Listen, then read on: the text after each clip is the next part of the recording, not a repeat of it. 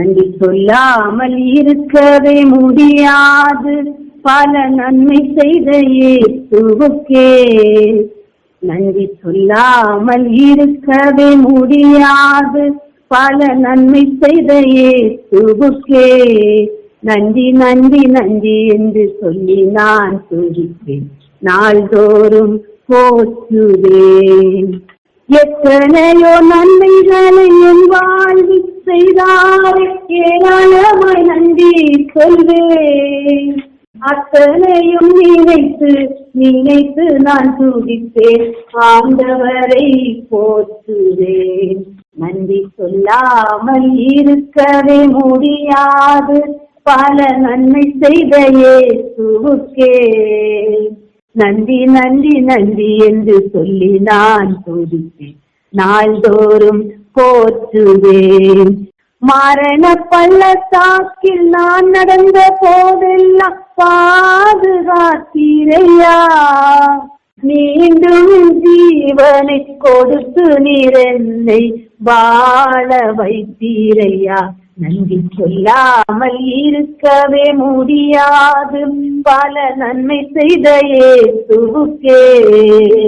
நன்றி நன்றி நன்றி என்று சொல்லி நான் துதிப்பேன், நாள்தோறும் போற்றுவேன். தேவன் அருளிய சொல்லி முடியாத ஈவுகளுக்காய் ஸ்தோத்திரம், அளவில்லாவரின் கிருபைகளுக்காய் ஆயுள் முழுதும் ஸ்தோத்திரம். நன்றி சொல்லாமல் இருக்கவே முடியாது, பல நன்மை செய்த இயேசுவுக்கே. கடந்த நாட்கள் முழுவதும் கர்த்தருடைய வார்த்தை நம்மை பலப்படுத்தி கொண்டே இருந்தது. ஆமென். நம்மை உண்டாக்கினவர், நம்மை படைத்தவருக்கு நம்மை குறித்து ஒரு நோக்கம் உண்டு. ஹல்லேலூயா. நம்முடைய குடும்பத்தை குறித்து பரலோக தேவன் ஒரு திட்டம் வைத்திருக்கிறார் என்பதை நம்ம விசுவாசிக்க வேண்டும். புதிய வருஷத்திலே, புதிய நாட்களே கர்த்தர் நம்மோடு சொல்கிற காரியம் என்ன? உங்களுக்கு ஒரு நம்பிக்கையின் வார்த்தை கொடுக்கிறார். கடந்த நாட்கள் முழுவதும் கண்மணி போல பாதுகாத்தவர், ஜீவனை கொடுத்து இம்மட்டும் வைத்தது கிறிஸ்துவின் நோக்கம் ஒன்று. வேதம் சொல்லுகிறது, 1 பேதுரு 5ஆம் அதிகாரம் 10வது வசனம், கிறிஸ்து இயேசுவுக்குள் நம்மை தமது நித்திய மகிமைக்கு அழைத்தவராய் இருக்கிற சகல கிருபையும் பொருந்திய தேவன் தாமே கொஞ்ச காலம் பாடு அனுபவிக்கிற உங்களை சீர்படுத்தி ஸ்திரப்படுத்தி பலப்படுத்தி நிலைநிறுத்துவாராக. இந்த பாடுகள் எல்லாம் உங்களை சீர்படுத்த, உங்களை ஸ்திரப்படுத்த, உங்களை பலப்படுத்த. மகளே, இந்த பாடை குறித்து நீ கலங்கக்கூடாது. ஏனென்றால் எல்லாவற்றுக்கும் கர்த்தர் சொல்லுகிறார், உங்கள் மேல் பரம அழைப்பு இருக்கிறது. ஹல்லேலூயா. உங்க எல்லோர் குடும்பத்தின் மேலும் கர்த்தர் பரம அழைப்பை வைத்திருக்கிறார். அந்த பரம அழைப்புக்கு நாம் எல்லோரும் பங்குள்ளவர்கள். அவருடைய சுபாவத்துக்கு எனக்கு பங்கு வேண்டும், அவருடைய பாடுகளுக்கு எனக்கு பங்கு வேண்டும், அவருடைய வருகைக்கு எனக்கு பங்கு வேண்டும். அது மாத்திரமல்ல, அவருடைய வல்லமைக்கும் உங்களுக்கு பங்கு வேண்டும். கொஞ்ச காலம்தான் மகளே உனக்கு பாடு.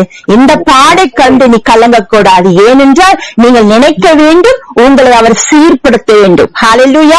உங்களை பலப்படுத்த வேண்டும். இந்த பரம அழைப்புக்கு நீங்கள் எல்லோரும் சொந்தக்காரர்கள் என்றால் தேவன் சொல்லுகிறார், இயேசு கிறிஸ்துவின் நாமத்தில உங்கள் எல்லோரும் கர்த்தர் பலப்படுத்த போகிறார். கிறிஸ்துவின் வார்த்தை தான் உங்களை பலப்படுத்தும். நீங்கள் இந்த புதிய வருஷத்திலே, புதிய நாட்களிலே ஒரு நல்ல பங்கை தெரிந்து கொள்ள வேண்டும் என்று ஆவியானவர் உங்களோட பேசிக் கொண்டிருக்கிறார். அப்போஸ்தலனாகிய பேதுருவுக்கும் அந்த பங்கை கொடுத்திருக்கிறார், முதன்மையான சீஷருக்கு கொடுத்திருக்கிறார். என்ன பங்கு கொடுத்தார் என்று அவர் சொல்கிறார் பாருங்க. 2 பேதுரு 1ஆம் அதிகாரம் 16. நாங்கள் தந்திரமான கட்டுக்கதைகளை பின்பற்றுகிறவர்களாக அல்ல, அவருடைய மகத்துவத்தை கண்ணார கண்டவர்களாகவே நம்முடைய கர்த்தராகிய இயேசு கிறிஸ்துவின் வல்லமையையும் வருகையையும் உங்களுக்கு அறிவித்தோம். ஹல்லேலூயா. முதன்மையான சீஷன் சொல்லுகிறார், தேவன் இந்த அப்போஸ்தலனாகிய பேதுருக்கு தான் பரலோக ராஜ்யத்தின் திறவுகளை கொடுத்திருக்கிறார். இந்த நாளிலே பரலோக ராஜ்யத்தின் திறவுகளின் வார்த்தை ஏன் உங்களுக்கு கொடுக்கிறார்? உங்களை குறித்து ஒரு நோக்கம் உண்டு தேவனுக்கு. ஆதலால் அவர் சொல்கிற வார்த்தை என்ன? நாங்கள் கண்ணார கண்டவைகளை உங்களுக்கு நாங்கள் அறிவிக்கிறோம். அவருடைய வல்லமை, உயிர்த்தெழுந்த வல்லமை எங்களை இந்த நாள் வரைக்கும் நிலைநிற்க செய்கிறது என்று சொல்கிறார். நாங்கள் கண்டு உணர்ந்தோம். அப்போஸ்தலனாகிய பேதுருவின் ஊழியத்தின் மகிமை என்ன தெரியுமா? அந்த பாடுகளை நாங்கள் கண்ணார கண்டோம். இந்த நாளிலே கிறிஸ்துவின் வல்லமை குறித்து கர்த்தர் உங்களோடு பேசிக் கொண்டிருக்கிறார். ஒரு ஊழியம் செய்ய வேண்டும் என்றாலும், ஒரு ஜெபிக்க வேண்டும் என்றாலும், ஒரு குடும்ப வாழ்க்கையில கர்த்தருடைய சித்தம் நிறைவேற வேண்டும் என்றாலும் கிறிஸ்துவின் வல்லமை நமக்கு வேண்டும். ஹல்லேலூயா. கிறிஸ்துவின் வல்லமை விளங்கும் பொழுது அந்த இடத்திலே சத்துருவின் கிரியைகள் கர்த்தர் நிர்மூலமாக்குவார். பரம அழைப்பு உன் தலை மேலே, உன் சிரசு மேலே கர்த்தர் ஆசீர்வாதத்தை கொடுத்திருக்கிறார். இதை விட நமக்கு வேற என்ன ஆசீர்வாதம் வேண்டும்? ஜீவ காலம் முழுவதும் போராட்டங்கள் வருகிறதா, சரீரத்தில் தாக்குகிறதா ஒன்று நீங்க நினைத்துக் கொள்ள வேண்டும். ஆண்டவரே, இந்த பாடு கொஞ்ச கால பாடப்பா, நீங்க வர போறீங்க. நீங்க வரும்பொழுது நித்திய காலமாய் மகிமையை நாங்கள் வாழும்படி இந்த உலகத்துல எங்களுக்கு ஒரு குடும்ப வாழ்க்கை கொடுத்திருக்கேன் என்று அறிக்கையிட வேண்டும். இந்த அழைப்புக்கு நாம் பங்குள்ளவர்கள் ஆக வேண்டும் என்றால் நாம் என்ன செய்ய வேண்டும் என்பதை குறித்து கர்த்தர் உங்களோட பேச போகிறார். 2 தெசலோனிக்கேயர் 1:12 நம்முடைய தேவன் உங்களை தமது அழைப்புக்கு பாத்திரராக்கவும் அவர் ஆக்க போகிறார். ஹல்லேலூயா. இந்த தேவன் சொல்லுகிறார், இந்த பங்கை நீங்கள் பெற்றுக்கொள்ள வேண்டும் என்றால் உங்கள் ஜெபத்திலே நீங்கள் கேட்க வேண்டும். ஆண்டவரே, உங்க அழைப்புக்கு என்னை பாத்திரவனாக மாற்றுங்க. அது மாத்திரமல்ல, உங்க தயவுள்ள சித்தம் முழுவதும் விசுவாசத்தின் கிரியைகள் என்னிடத்தில் நிறைவேற வேண்டும். ஹல்லேலூயா. உங்க ஜெபத்திலே நீங்கள் இப்படியாக வேண்டுதல் செய்ய வேண்டும். ஒவ்வொரு நாளும் அதிகாலை எழுந்து, ஆண்டவரே என்னை பாத்திரமுள்ளவனாக மாற்றுங்க, அப்பாத்திரமுள்ளவனாக அல்ல. இந்த உலகத்திலே எனக்கு ஒரு பாத்திரமுள்ள ஒரு சகோதரியாக, சகோதரனாக நீங்க எங்களை உருவாக்க வேண்டும் என்று நீங்கள் ஜெபிக்க வேண்டும். வேதம் சொல்லுகிறது, அப்போஸ்தலனாகிய பேதுரு வாழ்க்கையில எப்படி தேவன் பேதுருவை பாத்திரராக மாற்றினார் என்பதை ஒரு சிறிய சம்பவத்தின் மூலமா கர்த்தர் உங்களோட பேச போகிறார். லூக்கா எழுதின சுவிசேஷம் 5:3. அப்பொழுது அந்த படகுகளில் ஒன்றில் ஏறினார். அது சீமோனுடையதா இருந்தது. அதை கரைந்தோங்க தட்டி தள்ளும்படி அவனை கேட்டுக்கொண்டு அந்த படகில் உட்கார்ந்து தனக்கு போதகம் பண்ணினார். ஹல்லேலூயா. தேவனுடைய மகிமை பாருங்க. தேவன் எப்படி பேதுரு அழைத்தார், நாளை போன்ற இந்த வாழ்க்கையை கர்த்தர் எப்படி கர்த்தாரையாக மாற்றினார் என்றால், கர்த்தர் அழைத்தார். அவன் கடல் ஓரமாய் உட்கார்ந்து வலையை அலசி கொண்டிருந்தான் அதிகாலை நேரத்திலே. அப்பொழுது ஆண்டவர் என்ன சொல்கிறார், அந்த படகில் ஒன்றில் ஏறினான். அது யாருடைய படகா இருந்தது? சீமோனுடையதா இருந்தது. ஹல்லேலூயா. அதை கரையிலிருந்து சத்து தள்ளும்படி அவருக்கு கேட்டுக்கொண்டார் சொல்லி அந்த படகில் உட்கார்ந்தார். ஜனங்களுக்கு போதகம் பண்ணினார். சீமோனிடத்தில் ஒன்றும் பேசவில்லை. ஆனால் எங்கே உட்கார்ந்து கொண்டிருக்கிறார்? சீமோனுடைய படகிலே. சீமோன் அழைக்கவில்லை, தேவன் தான் சீமோனின் படகிலே உட்கார்ந்தார். இது தேவ சித்தம். இதான் பரம அழைப்பு. உங்க குடும்பத்துல, உங்க வீட்டுக்குள்ள கர்த்தர் இருக்கிறார். என்ன சொல்றா தெரியுமா? மகளே, உன் வாழ்க்கை கரையோடு நிக்க வேண்டாம். நீ படகு என்ற வாழ்க்கை கொஞ்சம் தள்ளு மகளே. நீ நிக்கிற இடத்துல நிக்காத. இயேசு வேண்டும் என்று சொல்கிறாய், ஆனால் கரையிலே நிற்கிறாயே. நீ என்னோடு வாசம் செய்ய வேண்டும், என்னோடு நீ படகுல வர வேண்டும். உன் கையின் பிரயாசங்கள், உன்னுடைய குடும்ப நிலை மாற்றப்பட வேண்டும் என்றால் நீ கரையிலே நிக்காதே. ஹல்லேலூயா. பாருங்க, அவர் போதகம் பண்ணி முடித்த பின்பு சீமோனை நோக்கி, ஆழத்திலே தள்ளி கொண்டு போய் மீன் பிடிக்கும்படி வலையை போடு. ஹல்லேலூயா. யார பார்த்து சொன்னாருமா? மீன் பிடிக்கிறவனை பார்த்து. மீன் பிடிக்கிறவனுக்கு தெரியுமா? தெரியாத மீன் பிடிக்கிறது தெரியும். ஆனா என்ன நடந்தது பாருங்க, அவன் முழுதும் பிரயாசப்படுறான். இரவு முழுதும் மீன்காரனுக்கு அன்னைக்கு என்ன கிடைக்கல?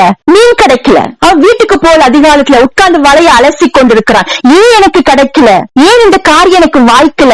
எவ்வளவு காலமா நான் உட்கார்ந்து மீன் பிடிக்கிறவன், எனக்கு திறமை உண்டு, எனக்கு ஞானம் உண்டு, அறிவு உண்டு. எங்க வலை போட்டா எங்க மீன் கிடைக்கும் யாருக்கு தெரியும்? இந்த சீமோனுக்கு தெரியும். இவன் மாத்திரமல்ல, கூட யோவானும் யாக்கோப்பும் இருக்கிறார்கள். 3 பேர் இருக்கிறார்கள். 3 பேருக்கு தெரியும் எங்க மீனை போட்டா எங்க எல்லாமே அறிவு இருக்கு, ஞானம் இருக்கு. ஆனா அன்னைக்கு கிடைக்கல. அப்போ கிடைக்கல என்பது யாருக்கு தெரியும்? அவங்களுக்கு தான் தெரியும். ஏசப்பாக்கு தெரியுமா?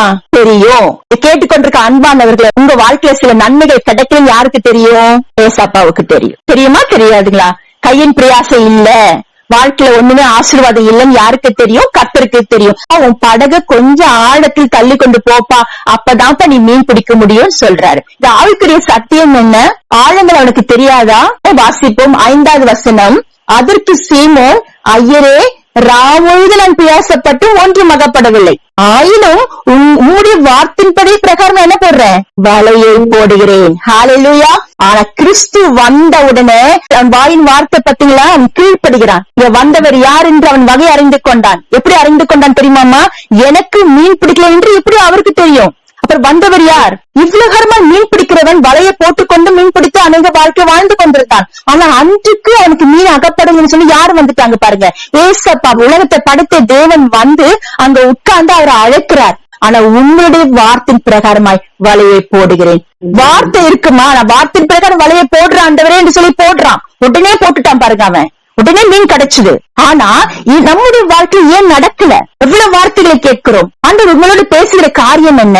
வல்லமையும் வருகை குறித்து கர்த்தர் உங்களை அழைக்கிறார் என்றால் அந்த வார்த்தையின் வல்லமையை நீங்கள் அறிந்து கொள்ள வேண்டும். அந்த வார்த்தை எப்படிப்பட்டு தெரியுங்களா? வேதம் சொல்லுகிறது, எபிரேயர் 4:12 தேவனுடைய வார்த்தையானது ஜீவனும் வல்லமையும் உள்ளதாயும். தேவனுடைய வார்த்தை எப்படிப்பட்ட வார்த்தைமா? ஜீவனும் வல்லமையும் உள்ளது. அது உயிர்ப்பிக்கிற வார்த்தை. ஹல்லேலூயா. தேவனுடைய வார்த்தை சாகடிக்கிற வார்த்தை அல்ல. சில பேர் வார்த்தை நம்மள சாகடிச்சிடும், நம்ம கீழே தள்ளி விட்டுடும். சில பேர் வார்த்தை பாத்தீங்கன்னா நம்மள மேல அப்படியே கொண்டு போகும், அப்படி தொப்புள் கீழே போட்டுரும். ஆனா தேவன் சொல்லுங்க, என்னுடைய வாயின் வார்த்தைக்கு ஜீவன் உள்ளது, அது உயிர்ப்பிக்கிற வார்த்தை. ஏனென்றால் நான் உயிர்த்தெழும் வல்லமை ஆவியானவர். இந்த ஜீவனுள்ள வார்த்தையை நீங்கள் உணர்ந்து கொள்ள வேண்டும். ஏன் கர்த்தருடைய வார்த்தை உங்களுக்குள் வல்லமையாய்க்கு புறப்பட்டு வரவில்லை? சபைகளில் சொல்கிற வார்த்தைகள் நம்ம வாசிக்கிறோம், தியானிக்கிறோம், ஆனால் ஏன் வல்லமை புறப்படவில்லை என்பதை குறித்து இப்பொழுது வாசிப்போம். எபிரேயர் 4:2 ஏனெனில் சுவிசேஷம் அவர்களுக்கு அறிவிக்கப்பட்டது போல நமக்கும் அறிவிக்கப்பட்டது. கேட்டவர்கள் விசுவாசம் இல்லாமல் கேட்டபடியினால் அவர்கள் கேட்ட வசனம் அவர்களுக்கு பிரயோஜனப்படவில்லை. ஆமென். இங்க பாருங்க, என்னுடைய கிருபையோட வார்த்தை, கேட்டவர்கள் எல்லாருக்கும் சுவிசேஷம் அறிவிக்கப்பட்டது. ஆனா கேட்டவர்கள் விசுவாசம் இல்லாமல் கேட்டபடினால். எப்படி நீங்க கேட்கணும்? விசுவாசத்தோட கேட்கணும். விசுவாசம் என்னம்மா? காணப்படாததோட நிச்சயம். ஹல்லேலூயா. நான் காணல, என் நேசரை காணல, ஆனா காண்பேன் என்ற விசுவாசம் உனக்குள் வரும்பொழுது அந்த வார்த்தை வல்லமையாக உன்னிடத்தில் புறப்பட்டு வரும். ஹல்லேலூயா.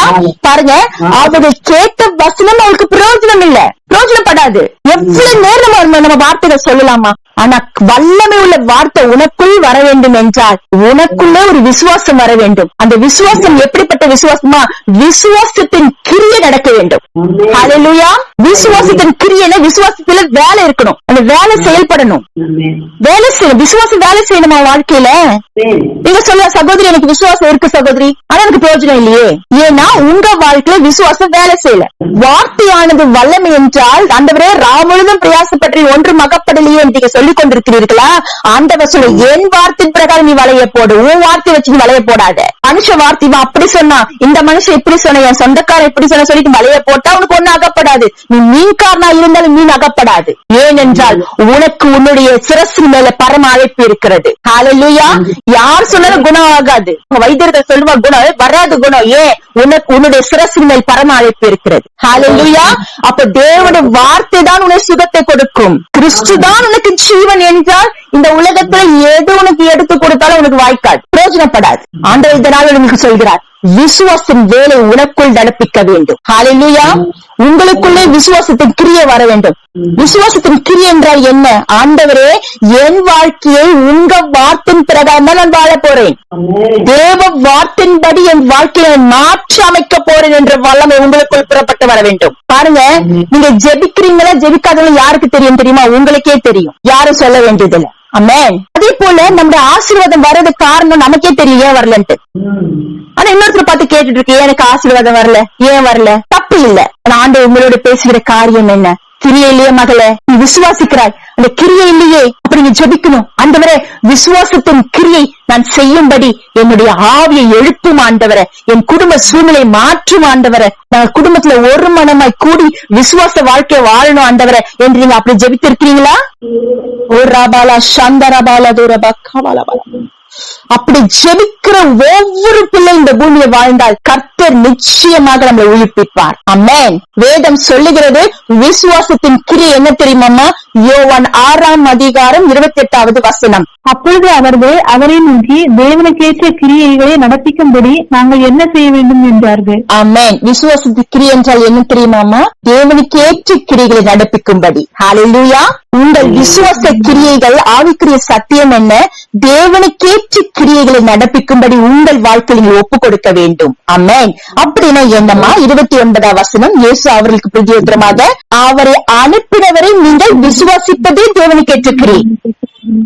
அப்ப இந்த உலகத்துல அவரை மாத்திரம்தான் நீங்க விசுவாசிக்க வேண்டும். உங்க பலன் அல்ல, உங்கள் எதிர்பார்ப்பை அல்ல, கிறிஸ்துவை மாத்திரம் நீங்க விசுவாசிக்க வேண்டும். அங்கதாமா விசுவாசத்தின் கிரியை நடப்பிக்கும். ஹல்லேலூயா.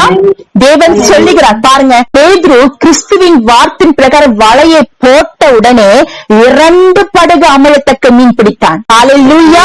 8வது வசனம், சீமோன் பேதுருவை கண்டு இயேசுவின் பாதத்தில் விழுந்தான். அவன் அன்றைக்கு இயேசுவின் பாதத்தில் விழுந்ததுனால அவனுக்கு ஒரு நல்ல பங்கு கிடைச்சது பாருங்க, பரம அழைப்பு. ஆண்டவரே, நான் பாவியான மனுஷன், நீர் என்னை விட்டு போக வேண்டும். அவனுக்கு என்ன உணர்ந்து கொண்டான்? ஏசப்பா பார்த்த உடனே தன் குற்றத்தை உணர்ந்து கொண்டான். ஹல்லேலூயா. பரம அழைப்பு நம்மேல் இருந்தால் நம்முடைய குற்றத்தை நாம் அறிந்து கொள்ள வேண்டும். பொதுவாக நாம் எல்லாரும் ஜெபிக்கும் பொழுது, ஆண்டவரே மற்றவர்களை மாற்றுங்க, ஆண்டவரே இவர்களை மாற்றுங்க, அவர்களை மாற்றுங்க, இவங்க தான் காரணம் சொல்லிக் கொண்டிருக்கிறோம். ஆனா நம்முடைய குற்றம் என்ன என்பதை நீங்கள் ஒரு நாளும் உணர்ந்தோமா? வேதம் சொல்லுகிறது. ஜெபம் ஏன் ஜெபிக்கிறோம் தெரியுமாமா? நம்மளை நம்ம அறிஞ்சு கொள்றதுதான் ஜெபம். ஹல்லேலூயா. தேவ சமூகத்துல ஏன் நம்ம போகணும் தெரியுமாமா? மற்றவர்களுக்காக போகிறது அது அல்ல.